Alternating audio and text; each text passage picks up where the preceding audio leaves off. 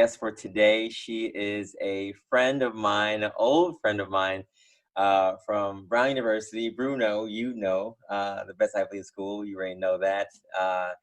And we actually went to school together and were in many classes together because we were psychology majors. Her name is Alissa Mayers. And ever since she was 11 years old, Alissa Mayers has had a passion for baking. Her first creation was sweet potato pie. She's been perfecting it ever since. After creating more and more desserts over the years, she founded Alissa's Cakes in 2012 and transformed that into Born and Bread in 2015. Where as head baker, she has created over 1,000 desserts for cafes, restaurants, weddings, private events, and individual customers. Born and Bread specializes in premium home-style desserts, including sweetbreads and muffins, brownies, cakes and cupcakes, cookies, and pies. Every dessert is created fresh to order by Alissa using recipes perfected over years of baking. Born and Bread desserts are perfect for birthdays, brunches, showers, or any occasion best celebrated with something sweet. Ladies and gentlemen, boys and girls, pets included, please join me in welcoming to the show Alissa Mayers. Alissa, what's going on? Hey, Sean, thank you for that wonderful introduction. It's like I feel like I should be running down the aisle screaming. That's amazing. You probably should be. You've done so many things, and we lost contact for a while, after graduation. But I ran into you actually at a Office Max or one of those stores. I don't even remember what store we were. Yes, it was, Yeah, right? Staples. It was Staples, in It Brooklyn. was Staples. And I forgot that you lived in Brooklyn, and I'm not from Brooklyn, but I've been here for the longest time, and it was just great to reconnect with you. And when I recognized that you were doing this business, I didn't know. I had no idea because when I knew you at school, we both were psychology majors, and we had that track together. And I remember us being in math. Our math class together. I think something like Yes, that. yes. Oh my God. So juggling those things together. So I knew you in that realm, but when it came to baking, I didn't Yeah. know any of that. So I was excited to hear about this journey for you. And I'm checking with everybody. My first question for you today is, how are you doing? How have you been with COVID-19, with work, and just everything happening around us in 2020? For sure, yeah. Things actually have been good. I've definitely been affected with some grief and loss, and some challenges, but it's been slightly rejuvenating because I've been able to figure out what is important to me. And thank God I'm still employed. I have my business. I do work full time, so that's great to still have that stability in my life. It is a little bit of a challenge to balance both things, but because of this pause, I have to say I've been able to really just um, time figure out time management a little bit better and just be able to create with some space in my life without pressure of running around and having to do so many things and feeling like I have all of these responsibilities and competing priorities. And it's been really refreshing to see how things can grow when you just make time for them and create some balance in your life.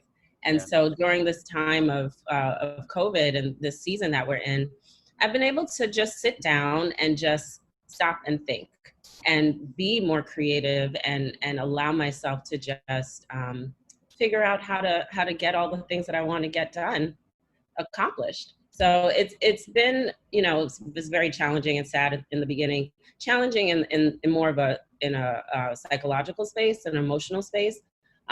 Nothing really changed in my day to day except for the fact that I wasn't commuting to work. But emotionally, it was hard, like I'm a baker who bakes through the flow of energy. And if there isn't positive energy flowing, it's just hard for me. And so in the beginning, I was like super excited because I was like, oh, I'm going to have time. But then it was just sad. And I didn't feel that the positive energy I needed to get that baking going. But then I just centered myself and said, you know what? I love to bake. Like I love to bake. And I know it's funny that most people actually didn't know that I was a baker pretty much my whole life. but I love to bake. It's something that just like brings me joy. It focuses me. It allows me to clear my mind. And it's been something that has been my therapy throughout this time, throughout my life, really, but throughout this time. So my kitchen is my couch, pretty much. Mm. Just like if you're going to therapy and lying on a couch, Yeah. that's what I've been doing during this season. It's been That, amazing. that is incredible. Now, I know that you were a psych major at Brown, as I was, but I don't know exactly when you started baking or when this transition started for you. So, what was your professional or your journey in general after Brown to where you are now? Okay, so I guess I should say that I have two sides to myself. I have my academic side and then my baker side. So my journey was largely academic. Went to Brown, studied psychology and Africana studies. Went on to grad school, did counseling psychology for graduate school. Decided not to complete my PhD very late in my doctoral program, but it was during that time that's when I really decided to make a shift, and it was inspired by one of my coworkers. I was I was going to school at the University of Maryland in College Park, doing my doctorate in counseling psychology, and I was working with an Upward Bound program, and one of my colleagues was this older woman.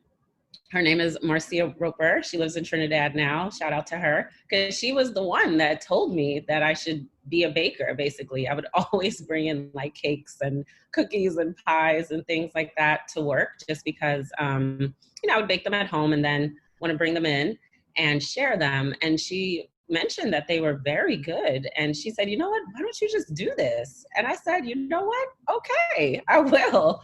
So I started just selling or baking three things. And I was still doing my doctoral program, still wanted to be a psychologist. But then I started exploring this other side and this entrepreneurial side. And I've always wanted to own my own business. That was since I was 11 years old.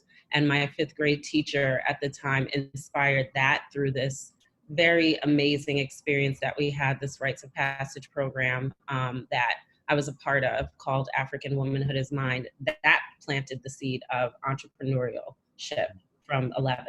And then it wasn't activated until I was older, much later in my 20s, when this coworker of mine inspired me and sort of was just like, you should just do it. So I started that very slowly. And then I realized at the same time, somewhat, that I don't want to be a psychologist. I honestly just wanted to develop programs for the community, youth programs, basically. And I knew that understanding where people are developmentally and understanding their psychology would help create those programs.